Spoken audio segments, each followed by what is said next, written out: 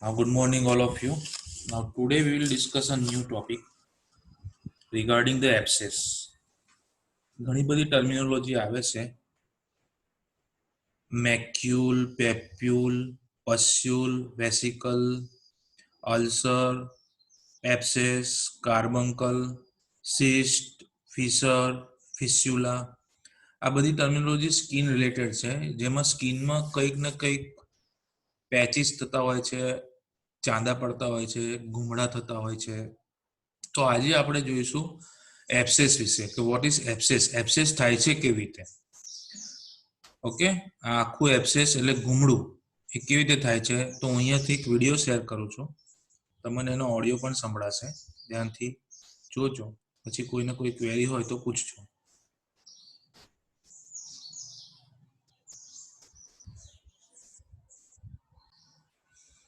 Now let us start with the abscess. Everyone who's ever had a pimple has had an abscess. Even જે pimple થાય છે મોઢા ઉપર, ગાલ પર, નાક પર, ફોરહેડ પર, એ પણ નાના એબ્સેસ છે. though they're tiny, they're still abscesses. નાનું છે પણ એ પણ એબ્સેસ છે. Now, an abscess forms when normal tissue, like skin for example, is split apart and that new space is invaded by nearby pathogens like bacteria. એબ્સેસ થવા પાછળનું main reason છે સ્કિનમાં નાના નાના એબ્સેસ થવાનું, પિમ્પલ થવાનું કારણ છે entry of micro organism, mainly the bacteria. And there are roughly 10 bacterial cells for every one human cell, and they cover every surface of the human body. એક હ્યુમન સેલ પર 10 bacteria હોય, that will going to cover the human body. So any cut or break in the skin or closed off area within the body is an invitation for bacteria to dive in and multiply. કોઈ પણ જગ્યાએ skin પર cut વાગશે તો આ bacteria જે બેઠેલા હશે skin ઉપર, દરેક સેલ ઉપર 10 જેટલા બેક્ટેરિયા બેઠેલા હોય, પણ they are not causing any damage. પણ જો કટ વાગશે, સ્કિન ઉપર કપાઈ ગયું, કટ વાગી ગયું, તો અંદર એ બેક્ટેરિયા એન્ટર થશે. એટલે એકદમ સ્કિન ક્લીન હશે, પોર્સ એના ખુલ્લા હશે, તો બેક્ટેરિયાની એન્ટ્રી નહીં હોય. પણ જો સ્કિન કપાઈ ગઈ, કટ વાગી ગયું, તો બેક્ટેરિયા જે બેઠેલા હશે એને ચાન્સ મળશે સ્કિનની અંદર એન્ટર થવાનો. When that happens, દાખલા કે આપણે લેસરેશન થયું, પડી ગયા, છોલાઈ ગયું, એને કહેવાય લેસરેશન. વાગ્યું, ઘા પડ્યો, પતંગ ચગાવતા હતા આંગળી કપાઈ ગઈ, પછી કોઈ જગ્યાએ કટ વાગી ગયું, કોઈ પણ જગ્યાએ કટ વાગી ગયું, પડી ગયા, વાગ્યું, ગમે તે બી થયું, તો બેક્ટેરિયાને ચાન્સ મળશે અંદર એન્ટર થવાનો, અને અંદર એન્ટર થયા પછી મલ્ટીપ્લાય થશે. અંદર એન્ટર થશે એટલે આપણી ઇમ્યુન સિસ્ટમ તો વર્ક કરતી થઈ જશે. ઇન્જરી થાય એટલે ઇન્ફ્લામેશન તો થવાનું જ છે. એની જે 5 સાઇન છે, રેડનેસ, એટલે ઓલરેડી યુ નો કે રૂબર, કેલર, ડોલર વગેરે, આ 5 સાઇન જે છે એ 5 સાઇન જે છે એ ત્યાં થવાની જ છે. પણ એબ્સેસ કેવી રીતે ડેવલપ થાય છે તે આપણે સમજીએ. the immune system typically responds, and a battle ensues with the result being pus.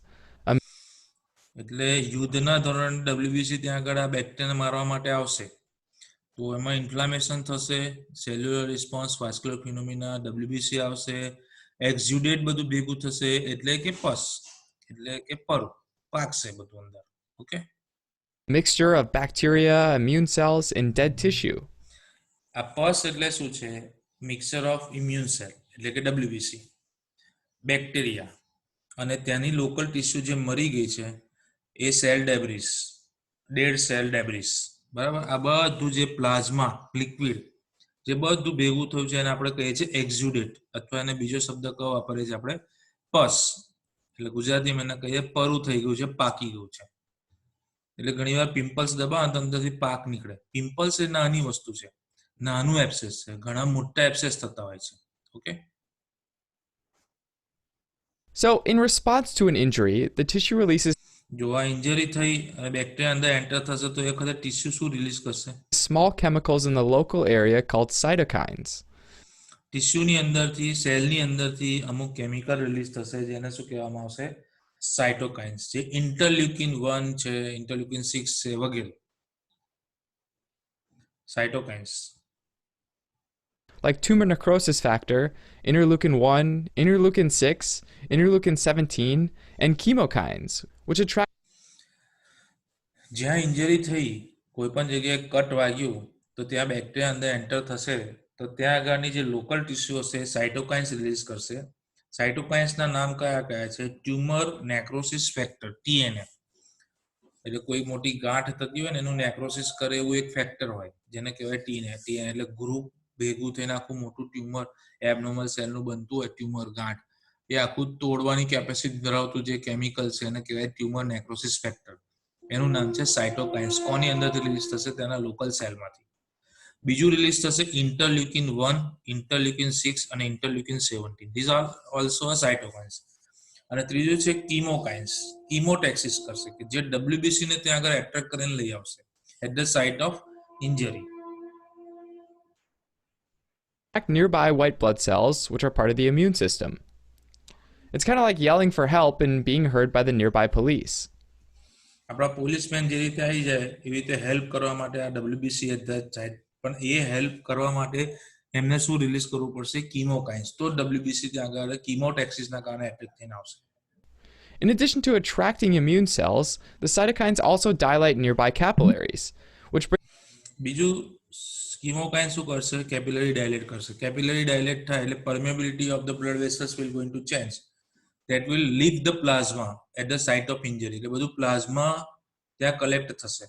brings more blood to the site and make the capillaries more leaky so that the white blood cells that do show up can slip out of the blood and get into the tissue more easily. એટલે permeability change થવાના કારણે, leak થવાના કારણે બ્લડના plasma સાથે સાથે ડાયાપેડિસિસ થશે, WBC છે blood vessels છોડી એમિગ્રેટ થઈ અને ટિશ્યુ તરફ જશે for the purpose of phagocytosis. Oftentimes, the first immune cells at the scene are neutrophils, which acute ઇન્ફ્લામેશનની અંદર પહેલા સેલ કયા આવશે? ન્યુટ્રોફિલ. They will do the phagocytosis. release chemicals and enzymes that kill bacteria and dissolve pieces of dead cells. They release chemical and enzyme and they do the phagocytosis. They kills the bacteria and dissolve the dead tissue. બાકી જે બધી dead tissue છે એ બધી dissolve થઈ જશે. અને મેં પેલામાં ચલાવ્યું હતું ઇમ્યુન સિસ્ટમની અંદર કે જે WBC હોય એમાં ન્યુટ્રોફિલ હોય, એ પોલિમોર્ફ ન્યુક્લિયસ છે, એ ગ્રેન્યુલોસાઇટ છે, એમાં ગ્રેન્યુલ હોય તો એ બેક્ટેરિયા નજીક જાય, બેક્ટેરિયા આખા ગળે, એ આખું ગળીને અંદર ગયું એને કહેવાય ફેગોઝોમ. ફેગોઝોમની સાથે ગ્રેન્યુલ્સ છે અટેચ થાય. ગ્રેન્યુલ્સ જે છે એમાંથી જે બધા કેમિકલ રિલીઝ થાય એ ફેગોઝોમનું એસિડિક એન્વાયરમેન્ટ થાય, એના કારણે અંદરના બધા મટીરિયલ છે ડિસ્ટ્રોય થઈ જાય. અને ઘણીવાર આખું બધું બધા ગ્રેન્યુલ્સનું બહુ બધા બેક્ટેરિયા અંદર ગળી જાય તો એ સેલ્ફ સુસાઇડ કરે WBC ન્યુટ્રોફિલ, પણ એની સાથે કેટલાય બેક્ટેરિયા મરી જાય. સુસાઇડલ બોમ્બ લોકો બાંધીને જતા હોય છે તો એ પોતે મરે, આજુબાજુ બધા લોકો મરી જાય. એવી રીતે આ જે WBC છે ઘણા બધા બેક્ટેરિયા ગળી જાય અને પછી એનું શું થાય? પ્રોગ્રામ સેલ ડેથ થઈ જાય, ઓટોલાઇસિસ એપોપ્ટોસિસ જેને કહેવાય. અને એમાં બધા બેક્ટેરિયા પણ મરી જાય સાથે સાથે. તો એમાં કેટલાય WBC ત્યાં મરેલા પડ્યા હોય, કેટલાય બેક્ટેરિયા મરેલા પડ્યા હોય. તેની જે લોકલ ટિશ્યુને ડેમેજ થયું છે એ ડેડ ટિશ્યુ છે, ડિઝોલ્વ થઈ ગયેલી ડેડ ટિશ્યુ હોય, મરેલા બેક્ટેરિયા જીવતા એને મારી નાખવાના. આ બધું કામ કોણ કરશે? WBC. અને આ બધું કામ કરવામાં કેટલાય WBC પણ મરી જશે. creating a pool of dead material. This is a specific type of acute inflammatory response called suppurative inflammation. અને આ જે છે આ બધું જે ભેગું થયું પ્લાઝમા, WBC, મરેલા બેક્ટેરિયા, મરેલા સેલ, આ બધું જે ભેગું થયું એને આપણે એક્ઝુડેટ કહીશું. અને એની બીજા ફોર્મમાં શું શબ્દ વાપરીશું? સપ્યુરેટિવ ઇન્ફ્લામેશન. સપ્યુરેશન એટલે પસ, સપ્યુરેટિવ inflammation. which simply means that pus is created in the process. આમાં શું સપ્યુરેટિવ ઇન્ફ્લામેશનમાં પસ ઇઝ ક્રિએટેડ. પાક થશે, પાકી ગયું છે ભાઈ, આ 2 દિવસ વાગ્યું ને પછી હવે કશી દવા નહીં લગાવી તો ત્યાં આગળ પાક થઈ ગયો છે. તો આ પાક એટલે શું? પસ એટલે શું? તો આ બધા જ WBC, પ્લાઝમા, બ્લડનું જે લીક થયેલું પ્લાઝમા છે તે, મરેલા સેલ ટિશ્યુ, સેલ અને ટિશ્યુ જે મરી ગયા છે, ડેડ થઈ ગયા છે તે બેક્ટેરિયા છે, આ બધું જે ભેગું થયું છે એને કહેવાશે પસ. From a macroscopic view, this is sometimes referred to as liquefactive necrosis. એનું બીજું નામ છે લિક્વિફેક્ટિવ નેક્રોસિસ. નેક્રોસિસ એટલે સેલ્યુલર ડેથ અને બધું લિક્વિડ થઈ જાય એટલે લિક્વિફેક્ટિવ Because necrosis. the area of dead tissue turns into liquid. All dead tissue turns into the liquid. As those immune cells get to a point where they can't withstand the environment, they die too, and become part of that pool. Initially, the debris might be intermixed with healthy tissue, but over time it can coalesce into a single area, a process that's often sped up when more immune cells get involved. એટલે એક area છે જેમાં bacteria WBC આખું બધું collection થાય. Around this pool of pus, a wall of fibrinogen, which is the same protein that holds together blood clots, starts to harden into a barrier. અને જ્યાં આ બધું જે ભેગું થયું છે લિક્વિફિકેશન થયું છે એની આજુબાજુમાં જે ફાઇબ્રિનોજન પ્રોટીન છે ને એ આખી એક મોટી વોલ બનાવી દેશે. બેરિયર એટલે એને બહાર નીકળવા નહીં દે. આ બધું પસ છે એને ત્યાં ભેગું થઈ જશે બધું. Occasionally, sheets of fibrin form septations, creating loculations or pockets of pus within the abscess. અને આ જે ફાઇબ્રિનોજન જે છે એના બધા સેપ્ટા બની જાય, સેપ્ટેશન થઈ જાય, અંદર ખાના પડી જાય અલગ અલગ અલગ. એને કહેવાય લોક્યુલેશન. એ બધા તોડવા પડે એટલે લોક્યુલ બધા આ જે ફાઇબ્રિનોજનના લોક્યુલ તમે પહેલા એક મેં એક્ઝિલરી એબ્સેસનો વિડીયો કોલેજ ચાલુ હતું ત્યારે બતાવ્યો હતો. તો હિલ્ટન મેથડથી એને કટ કરેલું એક્ઝિલાને અને એબ્સેસ કાપેલું અને એની અંદર સ્કૂપિંગ કરેલું. સ્કૂપિંગ એટલે અંદર આખું જે છે એ ખોતરી કાઢેલું એને. એટલે અંદર જે આ સેપ્ટેશન થયેલું હોય, આ જે બધા પોકેટ બનેલા બધા તોડવા પડે એટલે બધું પસ ત્યાંથી નીકળી જાય. જ્યાં સુધી પસ ખસે નહીં ત્યાં સુધી હિલિંગ ના થાય, રૂજ ના આવે, નવા સેલનું ગ્રેન્યુલેશન ના થાય. કારણ કે આવું ઓબ્સ્ટેકલ બનીને ત્યાં આગળ વચ્ચે રોકેલું હોય. જુઓ આગળ. Itself, kind of like an abscess within an abscess. એટલે એબ્સેસની અંદર એબ્સેસ એવું થઈ ગયું. એબ્સેસ વિધિન એબ્સેસ, આખું મોટું એબ્સેસ ને એની અંદર નાના નાના એબ્સેસ થઈ ગયા. પસની અંદર બધું પસ ભરાઈ ગયું એમ. એટલે એને કહેવાય લોક્યુલેશન. એ બધા લોક્યુલાઈ છે એ તોડવા પડે. Even though the pus is largely dead material, there are still plenty of live bacteria within the pus, which makes it highly infectious if it gets spread from one place to another. હવે supposing આમાં bacteria જો live જો WBC મરી ગયા છે પણ જો bacteria live હોય તો એ ડેન્જરસ અને એ સ્પ્રેડ કરે એક જગ્યાથી બીજી જગ્યાએ. બસ વધતું જાય આગળ. One of the most common bacteria found in abscesses, especially in the skin or underlying soft tissue, is Staphylococcus aureus.